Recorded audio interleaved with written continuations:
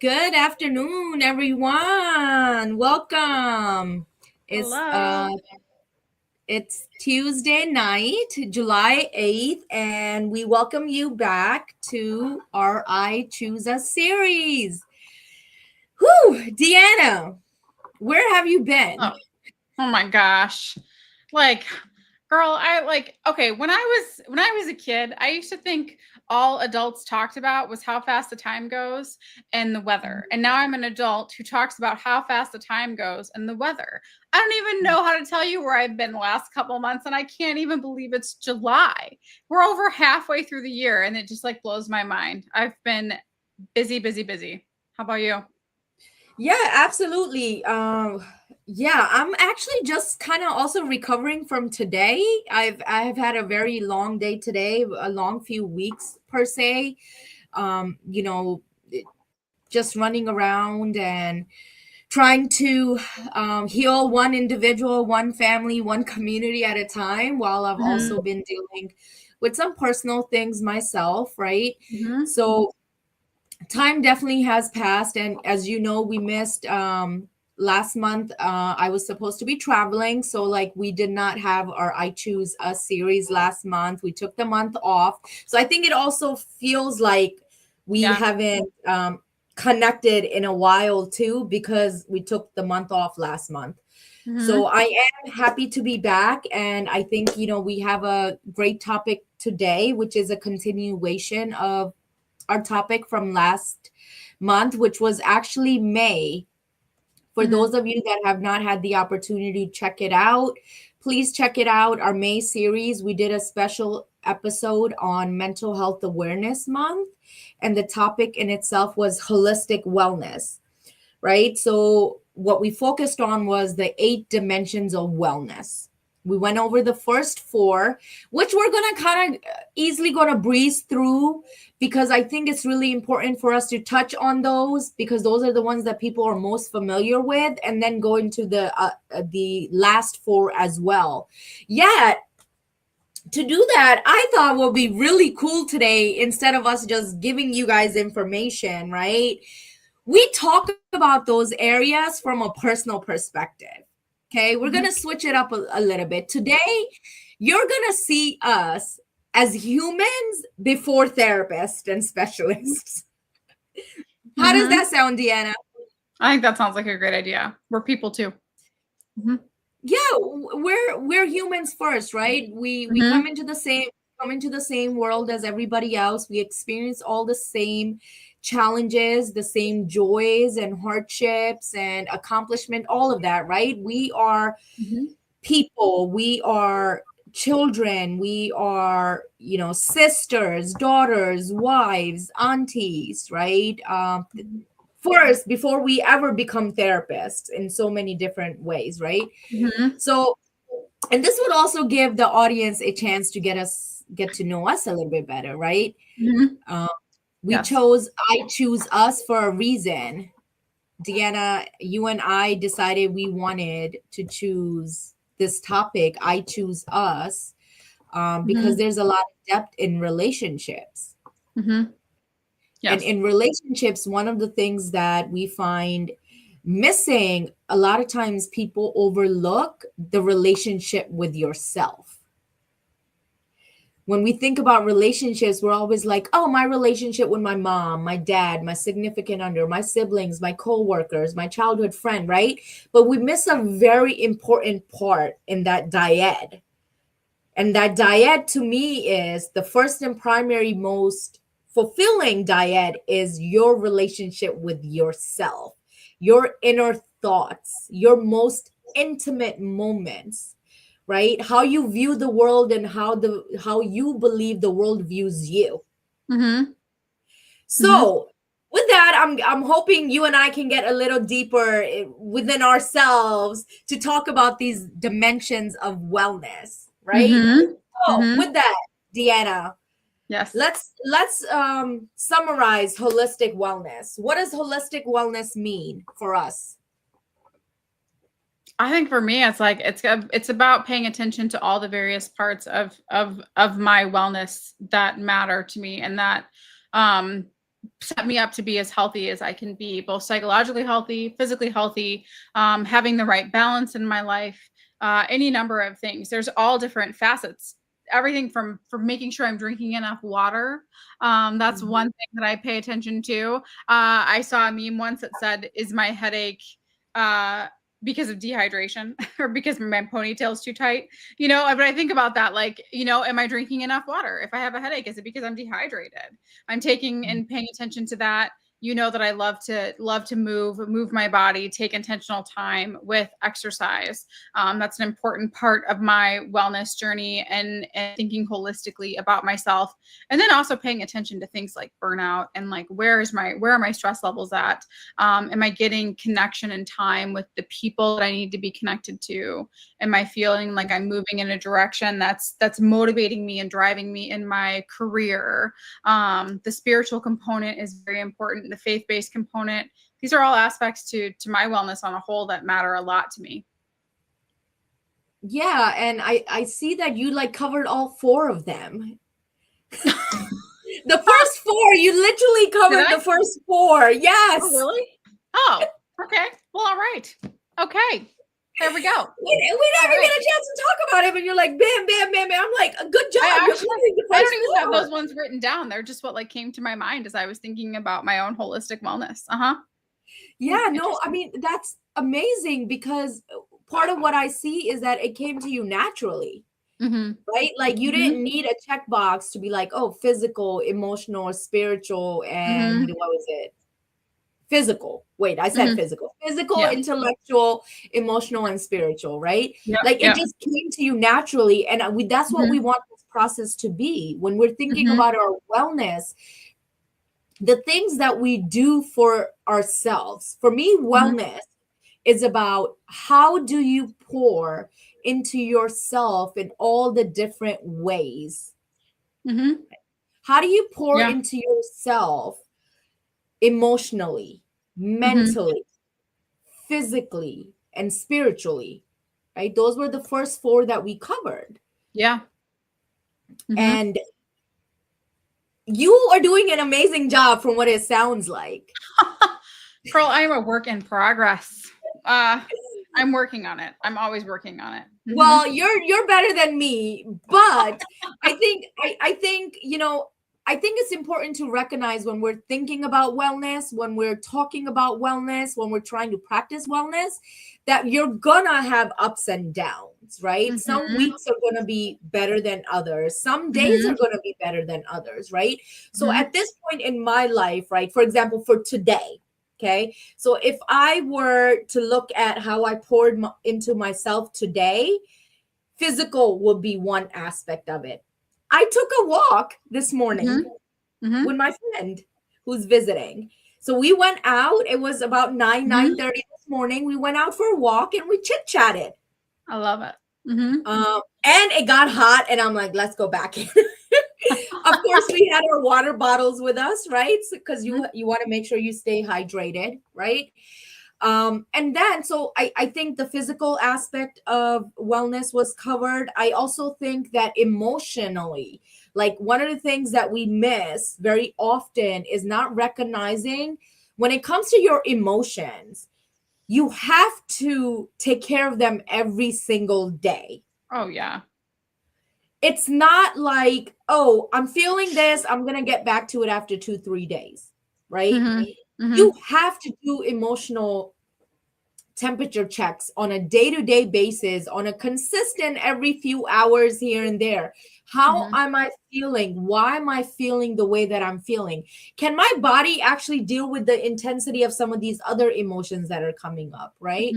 So like for me, emotionally, I've had to do more check-ins recently because of some of the personal stuff that's going on. And mind you, I've also had to set emotional boundaries. Why? Because I have to come into work and I have to be present for the people that I'm working with. So that may mean I get a personal phone call early in the morning where I have to set a boundary and say, I cannot have this conversation at this moment. I'll get back to you in a few hours. And I've actually had to practice that the last few days for my own sanity. Yes. Right. So I think that those are the ways that I'm practicing wellness, and spiritually I'm praying every single day. I'm like, God, please give me the strength to move on today. just Uh-huh. just one day at a time, praying, Mhm. having strong faith, and knowing that there's a bigger purpose in life. There's something bigger than me as well. So Yes. what do you want to add to that? Do you want to add like an example of intellectual wellness here? Oh, yeah. I mean, I think like intellectual wellness, like what stimulates your mind.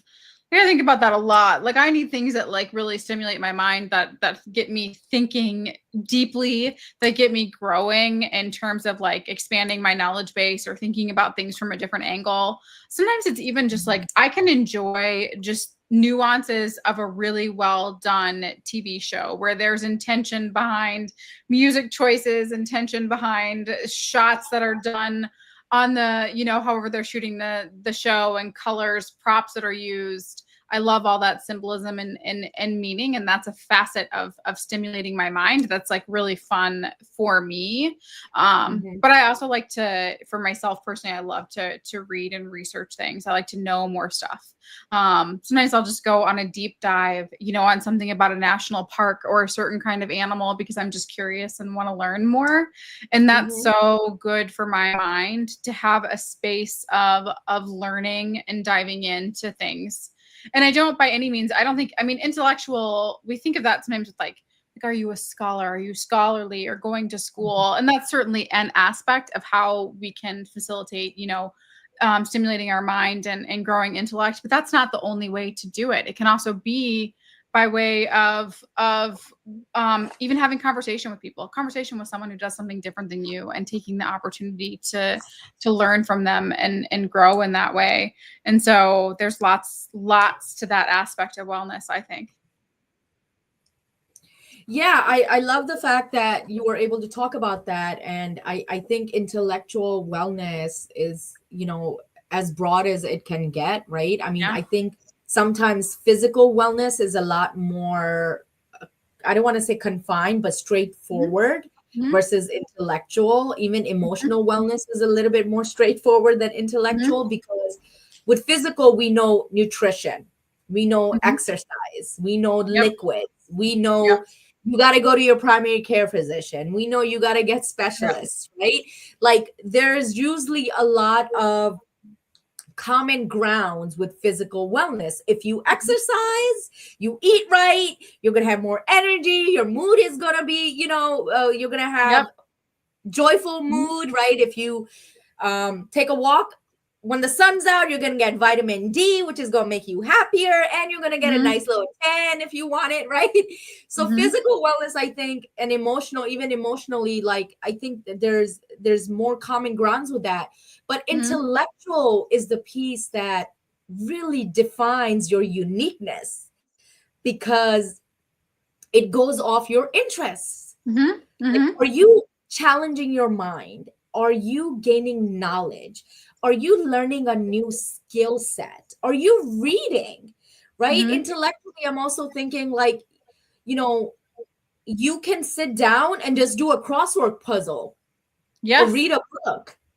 Yep. It can be that simple, right? Today I was actually in session and we were coloring, and Yeah. we passed around a piece Yeah. of paper while we were talking about trauma.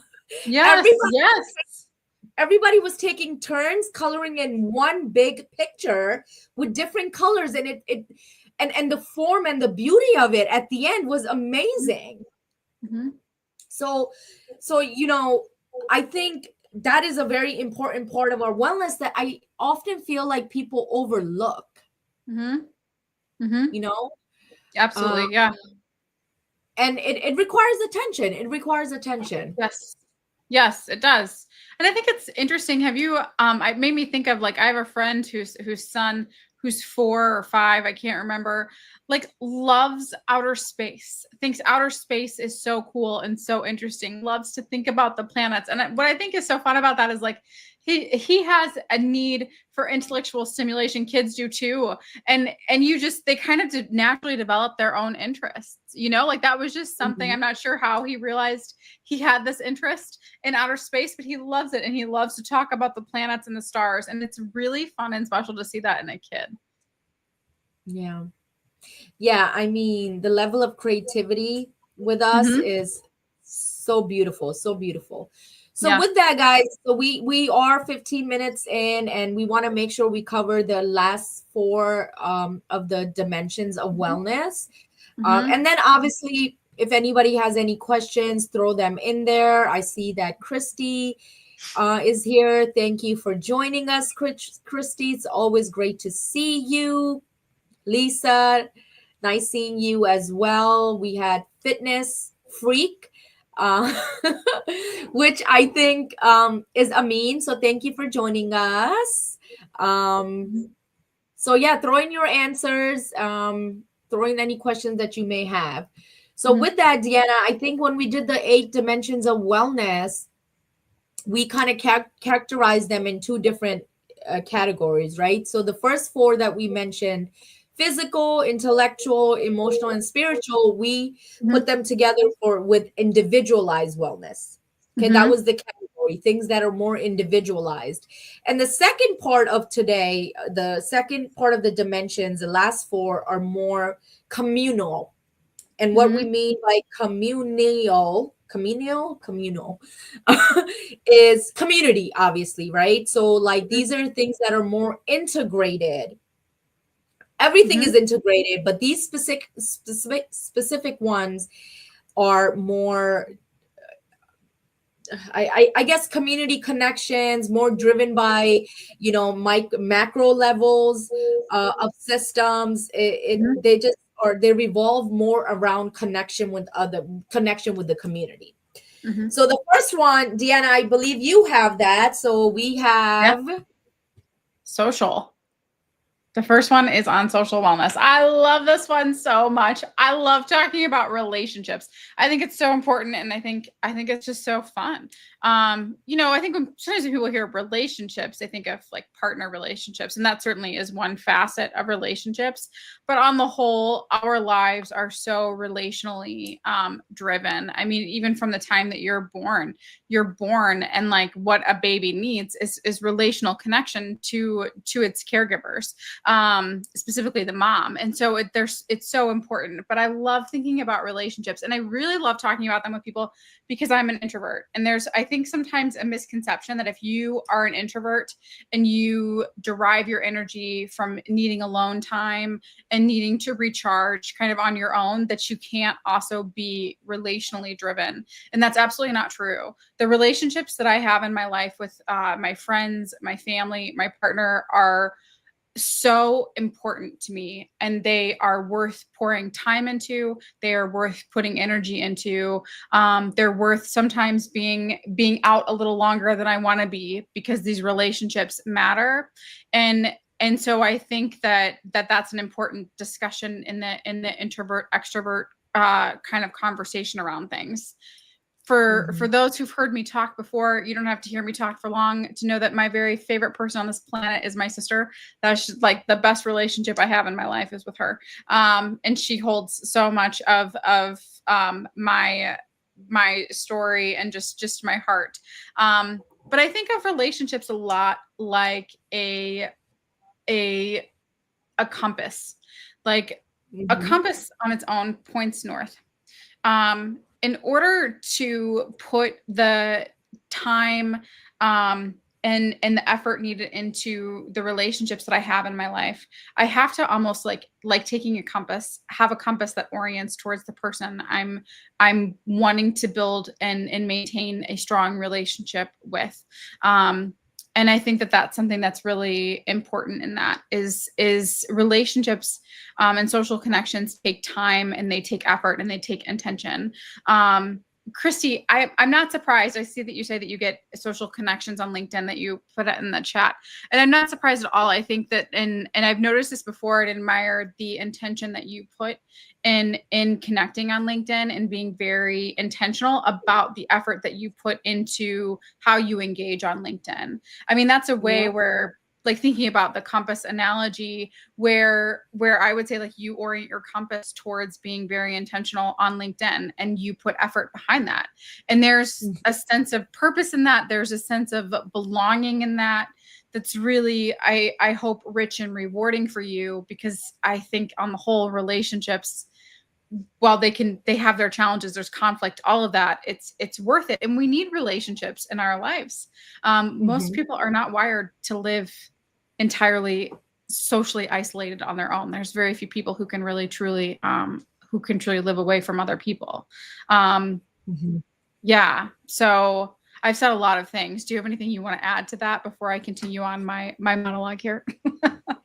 I mean, I love your compass analogy. I love when you share stories about you and your sister, and how you both have poured into the relationship, right?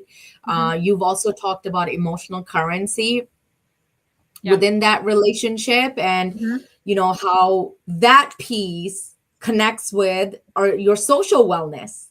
Yes. Right? The emotional wellness and the social wellness go hand in hand.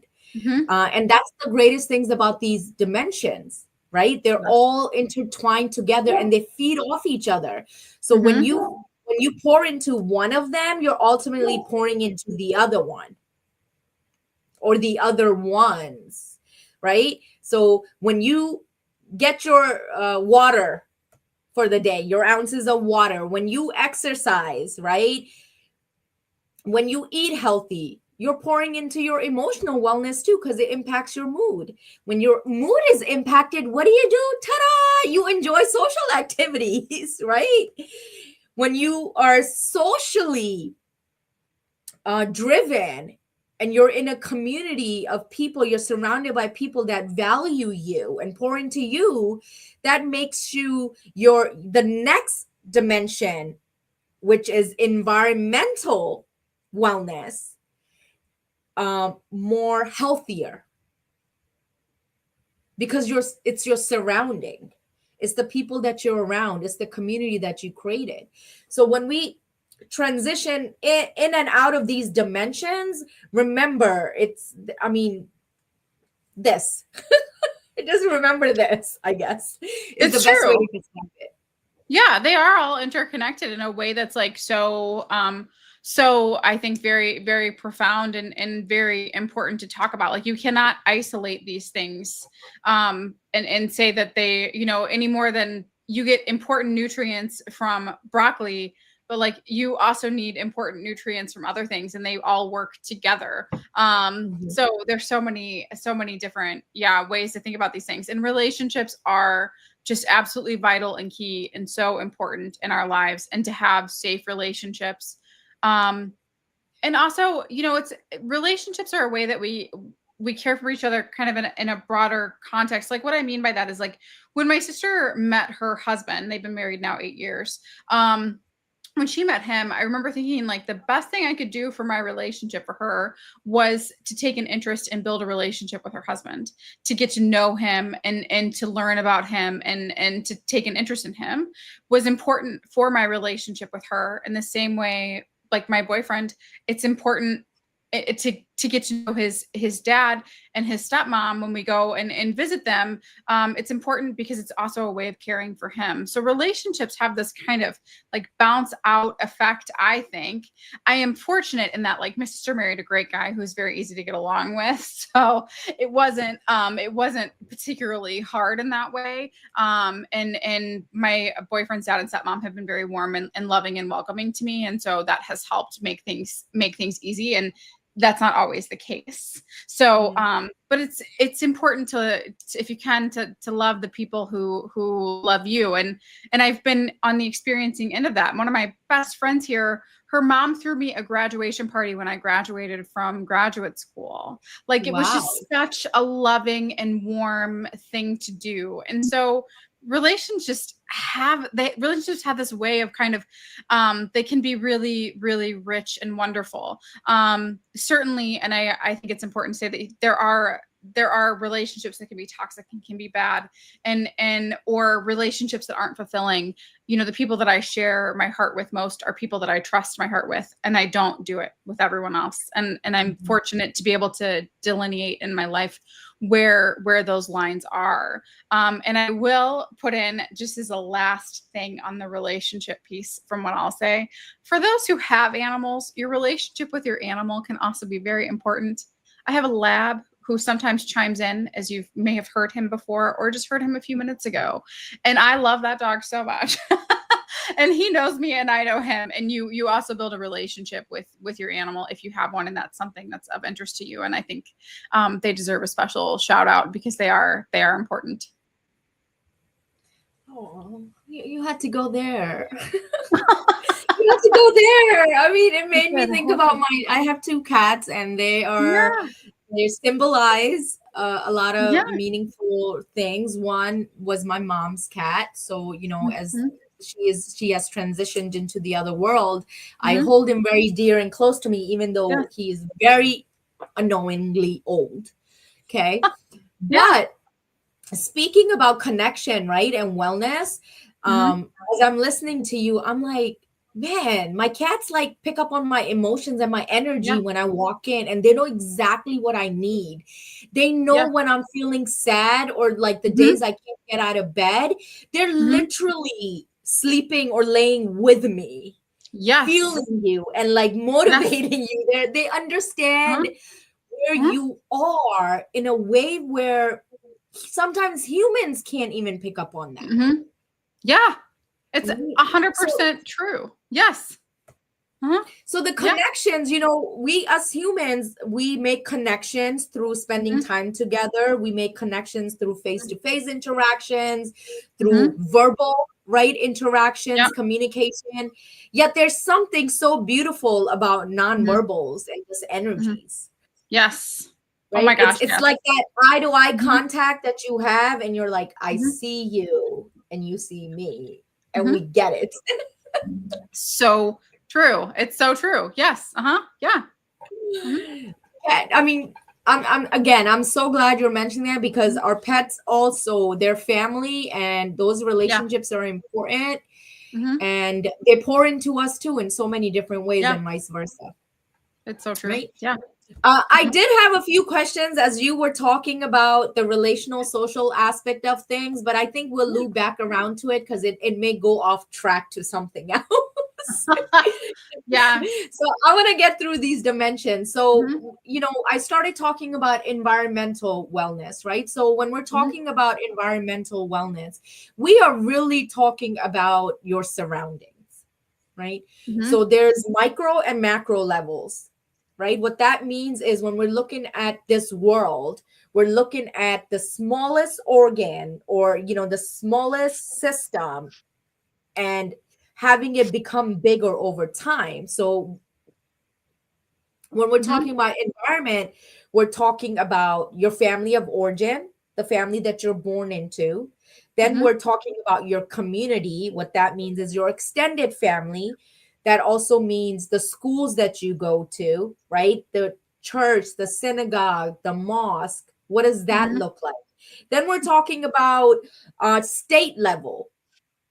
It just gets bigger and bigger. So our environment really shapes and impacts our well-being. And I think it's very important to note here that when we're talking about environmental wellness, this is where I think the big T and the little T's come in.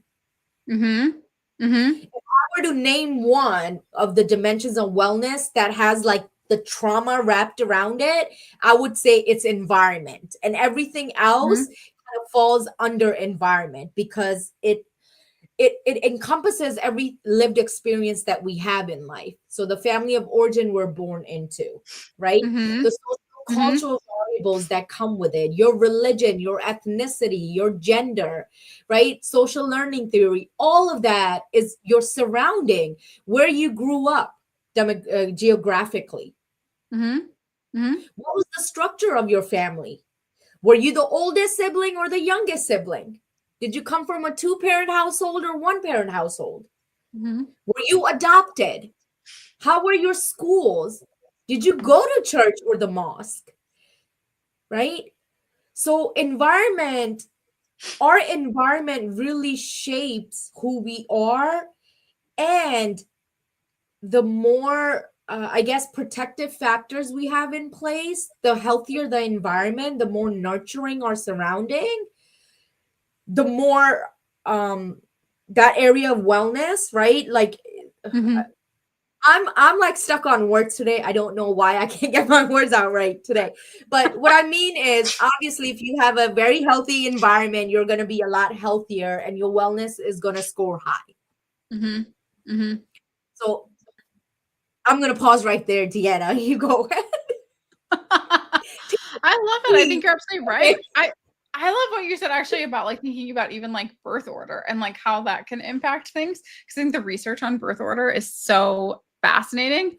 But absolutely, there's so many different factors that go into it. And I think things that we don't always think about having an impact, like where like even geographical location can have a huge impact on your wellness, and so can like the home and the demographics of the home that you were raised in have huge impact on wellness. And I think that that's such a critical aspect, because I think sometimes what happens when we're raised in a home or in a certain environment is that it's easy to kind of like project out that everyone had the same experiences that we did, because we see things and we see the world through our own frame.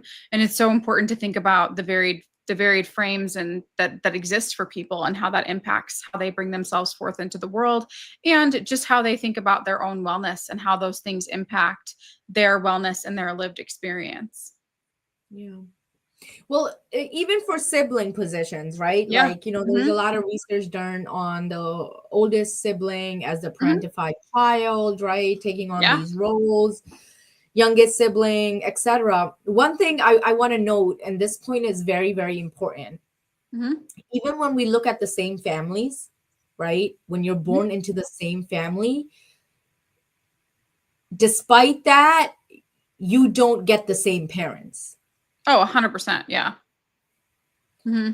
So the Not at all. oldest child gets different set of parents. The second oldest gets a different set of parents. The youngest Mhm. gets you Yep. don't get the same parents, even in the same household. So think about environment wellness. And Hmm. what I want to note here is, again, these layers of wellness are so complex, right? So Yep. we're just within the family of origin. Let's forget about all those macro levels, right? Just your little two-bedroom apartment that you live in with your siblings, right? Hmm. And your parents. Yep. You're not going to have the same parents that your siblings had. Hmm. You are not going to have the same, your parents may not be in the same place that they were at financially, Hmm. emotionally, right? Intellectually, when they had you versus when they had their siblings, your siblings, Hmm. right? Like there's so many different layers of other things. Your mom may have experienced postpartum depression that's more severe Hmm. during pregnancy with you versus one of your siblings, which Hmm. will impact her parenting and everything else that happens, right? So these are all environmental factors that contribute to attachment and socialization and Yes. our environment. Hmm. Yeah, absolutely. I think that's one of the most important points that I wish everyone understood, is that your parents are not the same to every, like, how your siblings experience your parents and how you experience your parents. It's not the same at all. How they parent each child, even if you were one of three and you were triplets, you're still three different people, and your parents parent differently. And I think that that's something that's really important, especially in understanding trauma and doing trauma work. That can be a huge aspect of that work. Yeah. Yet fairness is often brought up a lot in sessions, right? Hmm. It can be. Yeah. Hmm. Right? I don't Hmm. get treated fairly. This is Hmm. very unfair. Hmm. And most of the times it's accurate. It is unfair. Yes. So Yeah. I think Yeah. I think what's important to recognize is that, to me, I've learned over time in working with families, but also my own experiences, is fairness to me is what's appropriate at that time, Mm-hmm. right? Mm-hmm. There's certain things that are like straightforward, right? So like if um your sibling gets a car for their 18th birthday and you don't, it seems very unfair, right? Yet in that, what was going on during the time that your sibling Mm-hmm. got the car versus you getting the car? Yep. What were the financial layers or the financial resources that your parents had? Why did they move the Mm-hmm. way that they moved? If everything was aligned and it's the same and you don't get it because you're a girl versus a boy, then Mm-hmm. yeah, that's definitely unfair, right? Yes, That's some totally. sexism right there. Right. Mm-hmm. Mm-hmm. So I wish we had similar, and I wish we had simpler answers to some of these things, yet they're not. They really are dependent on your lived experiences. And I think Mm-hmm. that's where therapy comes in as well, like being able to talk about your lived experiences and what seems right or feels right for you and feels fair. Mm-hmm. Yes. Yeah, I would say absolutely true. Mm-hmm. Yes, absolutely. So with that, you want to tackle the next one? We're doing pretty good on time. Yeah, actually, we're doing like the best we've ever done on time. I think so far. Yeah. Okay, so the next one is occupational. I love this one too because it kind of it makes me think of the intellectual one as well. But I like thinking about the occupational piece because, like, if you think about it, like if you spend, let's say that you do have a job where you work 40 hours a week, for the entirety of your relational, or excuse me, your working life relational, I keep thinking about relationships, of your relational life. I mean, you're spending a lot of time, your relational life, your working life, my goodness, my mind I'm telling you, I'm today, telling you, what it's it's oh that my month that we took off. It's It that is, month that it we is. took off. It is the month we took off. We're But like, my mind is like a jumbled mess in there. Okay, so your working life, your adult professional life, that's what I'm trying to get at. I think I finally got there with all these mishaps. You spend a lot of time at your job, invested in your job, working your job, and I think it's the occupational piece is incredibly important in terms of like our job career path we choose. If you're here on LinkedIn, I think people on LinkedIn are pretty career motivated. I think they're driven people, and occupational is a way of stimulating your mind. It's also a way of building relationships with people. You do so in your job, and of contributing in a way that feels meaningful and that gives you a sense of purpose. I mean, it's obviously we're both therapists. I love being a therapist. I love the challenge it gives me to my mind of helping someone else to understand their own mind, and I love that I get to build also meaningful relationships with people. That's another aspect of therapy, is building really meaningful relationships with people. And so I derive a lot of pride and purpose and drive from my job and from what I do in this occupation that I have chosen. And I know other people that have done the same. I also know people that have struggled a lot in finding a job that gives them a sense of purpose and gives them a sense of belonging. And unfortunately, I think sometimes people wind up in jobs that are not a good fit, and that can actually be a contributor to amplifying mental health struggles.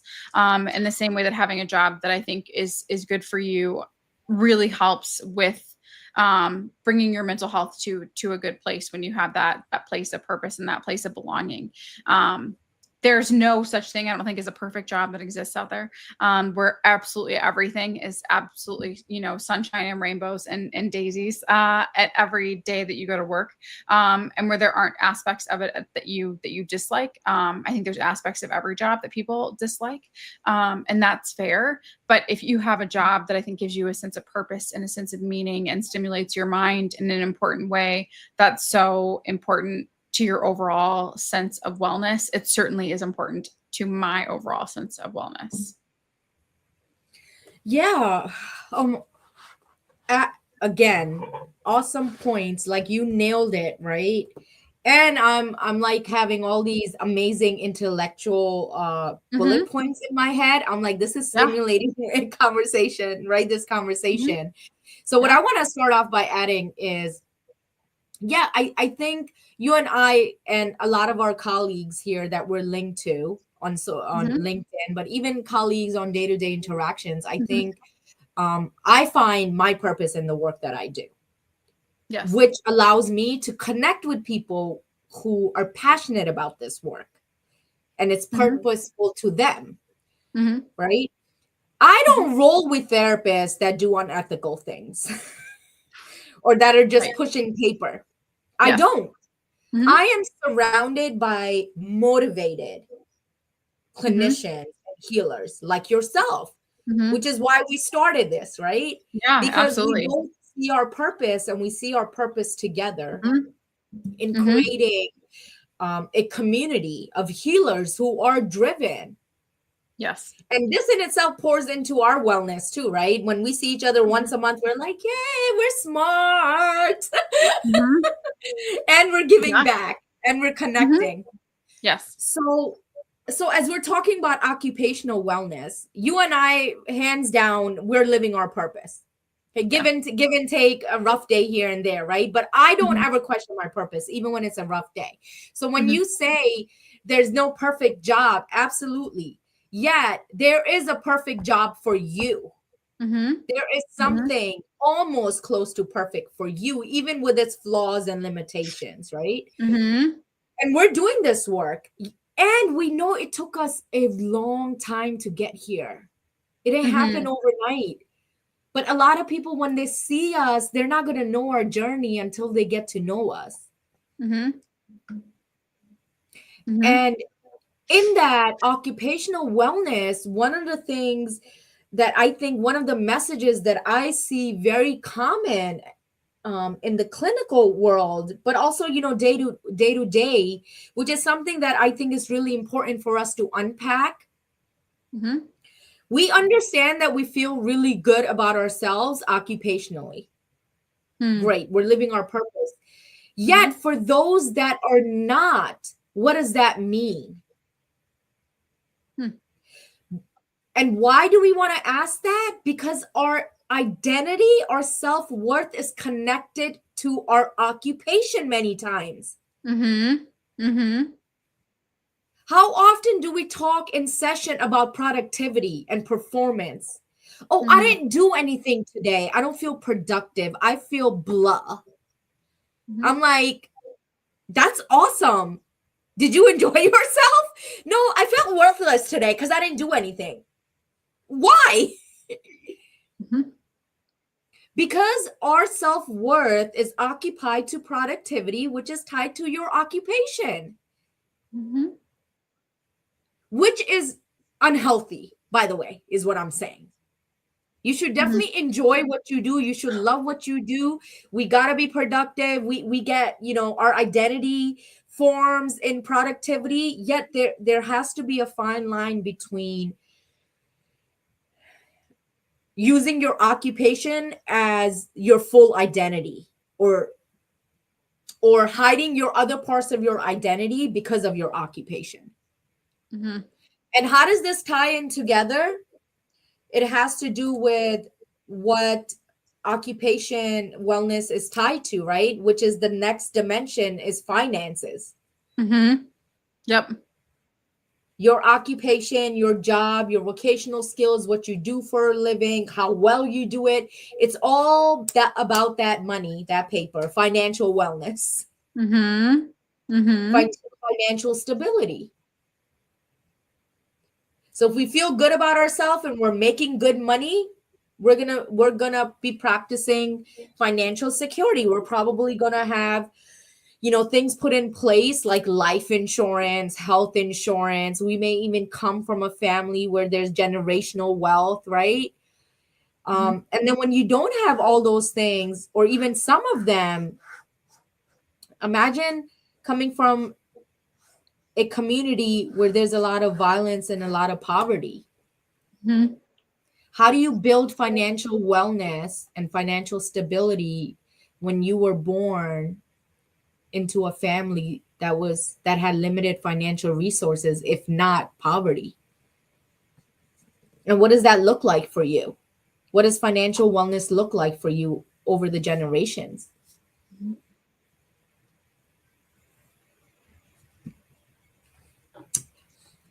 What are your thoughts on that, Deanna? Mm. I mean, I'd like I went it's deep here.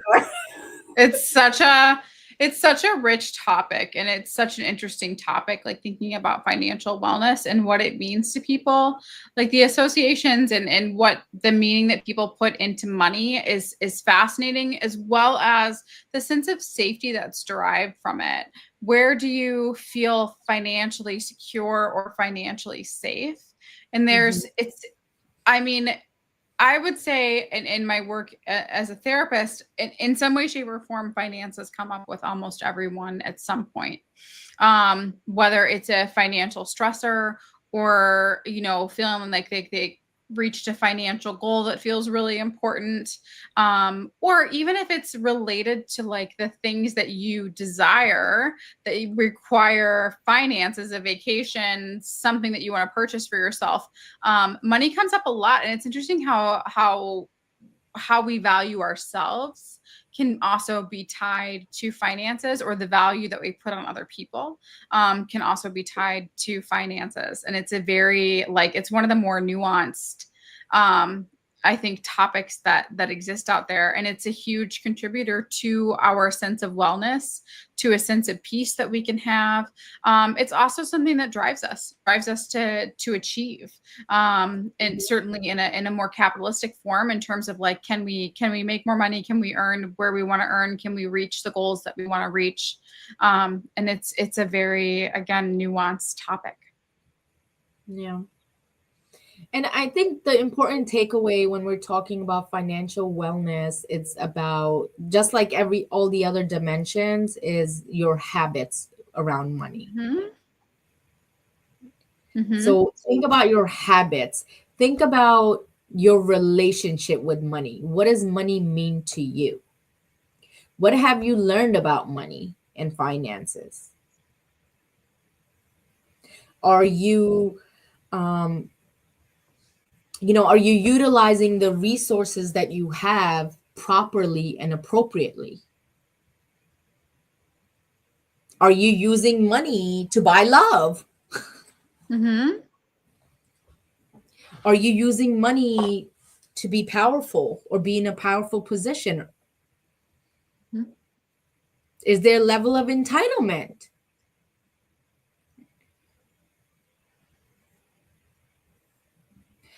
I think for me, a lot of the clinical work around finances, financial trauma is what I'm going to call it, has to do with breaking those intergenerational habits Mm-hmm. around money. And that's really tough. And I mean, I can speak to it from an immigrant family perspective. And Deanna, I don't know if you want to shed some light into that from your own family of origin as well. But, often for immigrant families like myself, when you have one person that gets away or goes into another country like the United States of America, there's this unspoken obligation to take care of everybody back home. So it's like you come into a new country, you are clueless to what's going on. You can't speak a lick of English. You don't wear the same clothes, right? You don't know, you're not familiar with the culture. You're starting from scratch. And then as time goes on, your obligation to your family doesn't change. So a lot of immigrant parents, what do? They have my generation of kids would say my parents had bad financial habits. Mm-hmm. My parents, if they were alive, they would say, we did really well. You are a doctor, honey.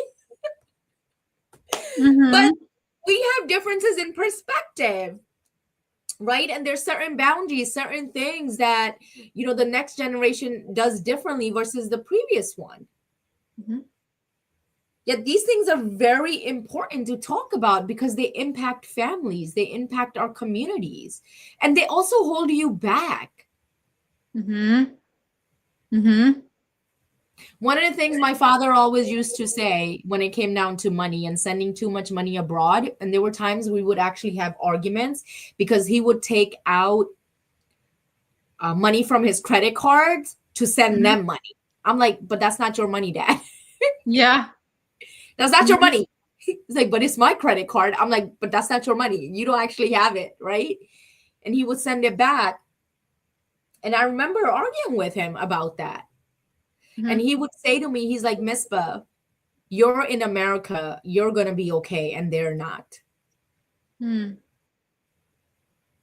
So think about that social message that's attached to Mhm. it. Think about that Mhm. emotional message that's attached to it. Mhm.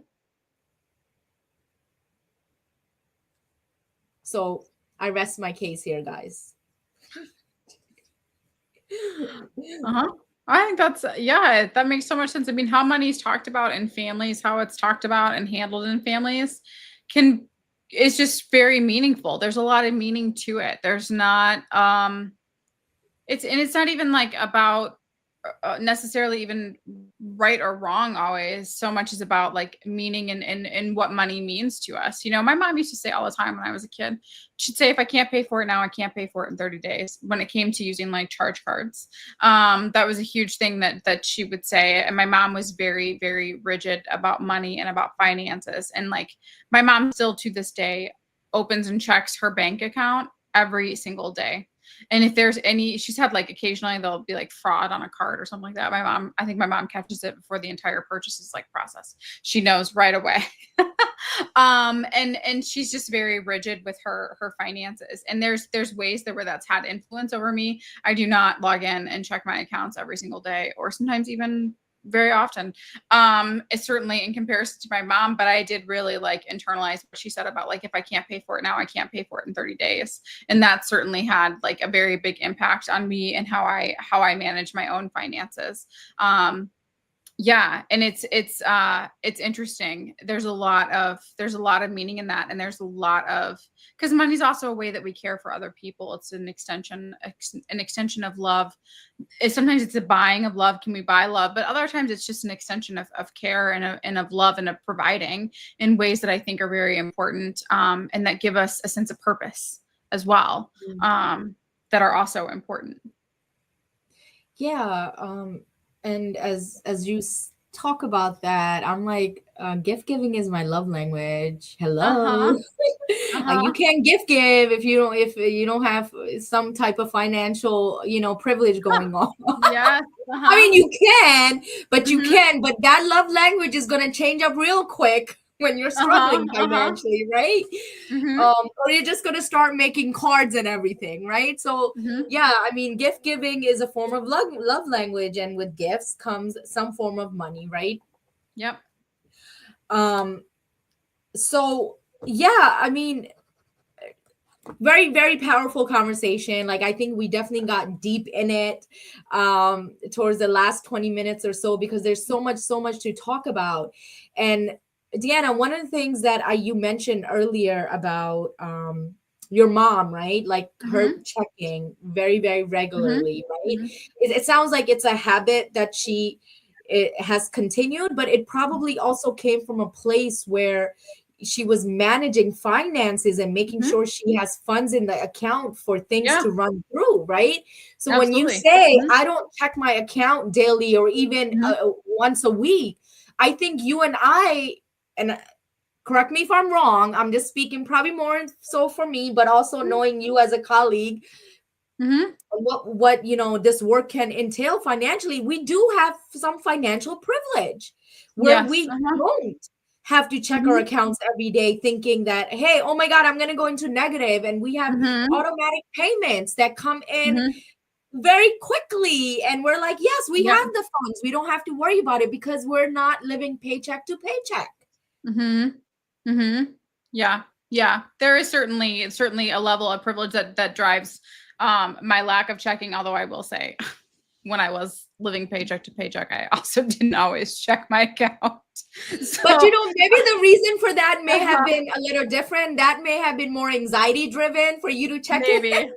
It could be. It could be. I wasn't always, like I had a few insufficient funds charges back many, probably well over 20 years ago now. But anyway, that's a whole different story for a whole different day. But yeah, there's a certain level of privilege absolutely that I have. And I'm able to live below, just live below my means. And that certainly drives me not checking every day.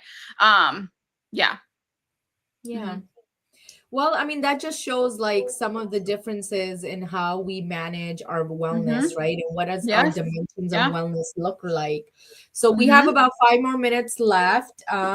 So I wanted to open up the floor to see if anybody had any questions. If not, I think I have a question to propose for us, Deanna. Yes, ma'am. And I'll keep looking out for any questions that anybody else has. Out of these 8, which one do you feel like you struggle with the most? Out of the not 8 even of them, struggle, like the most difficult to implement right now. the most difficult to implement right now. Okay, I'm thinking. I have them pulled up. I'm looking.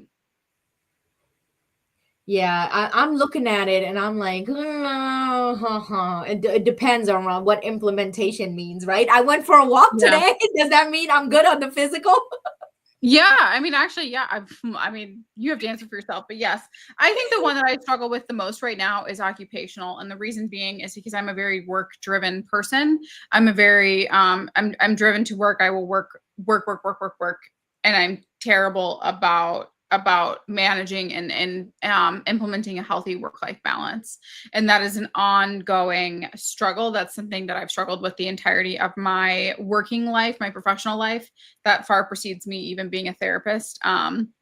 Even when I graduated college, I struggled with that. So that is the thing that's probably the biggest challenge that I have. And it's an ongoing challenge and one that I think I will continue to navigate for some time. Okay. All right. So I guess I got to answer the question too, right? You do. And I would love to hear from, Fitness Freak, if you are out there still, Nicole, Lisa, who else do we have? Christy, what would be your most challenging dimension of wellness?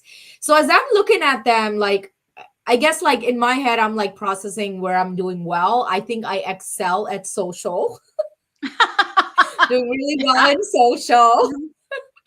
Financially, I'm good. It's just a breeze. It's about getting those claims paid. Okay. Even though some of my habits were a little excessive, I made some big purchases this year, but it's fine. Okay. Environmental, I think I'm setting boundaries. That's going pretty well. Spiritual, intellectual, I would say physical. Okay. I think physical. And I think the reason why I would say physical would probably be my most challenging is the lack of exercise, of movement that I want. Yeah. Yeah. I'm motivated to move. I stretch a lot during the day, yet I have not been able to get into a routine of going back to the gym. Ooh, that's a hard routine to get into when you've gotten out of it. It's the easiest one to get out of and the hardest one to get back into. Yeah. Yeah. And it looks like Christy right here is feeling the same way. Physical. Yeah. Oh, chronic pain, Christy, that's no joke. That's a hard thing to deal with and to navigate. I mean, daily headaches would be really, really difficult to navigate. And I can see where that would absolutely have an influence on your physical health. Yeah. Nice. Environment is getting better. Yeah, so I think it'll be physical. And then second, I'm not even going front. Right now, emotional is tough. Yeah. There's a lot of interpersonal stuff that's going on, and doing this trauma work with other people and having to heal from your own trauma, it's tough. And I think emotional is one of those things. It's one of those wellness of dimensions. I mean, they're all there, but emotions are just like the most intense, right? Like, it's like, oh my God. Yeah. So, yeah. All right, guys. Thank you so much for joining us today. It was a blast as usual. Deanna, we can't take any more time off because we lose our flow. Okay. And today you just saw blah, blah, blah, blah, blah, blah, blah. Yes. So we will be back next month, guys, on the second Tuesday of the month. talking about another awesome topic. We don't know yet, but if you have any suggestions, shoot us a message on LinkedIn. We also have our, parenting in the trenches, which is every once a month too, fourth Tuesday of the month. I actually will be doing a guest speaking podcast next week as well on the 16th. So check that out, which is Wednesday at 6 p.m. EST. Okay. So thank you again, guys. Send us a message if you have any ideas, and we will see you again next month. All right. Bye, Take care. everybody. Thank you for joining us. Bye bye.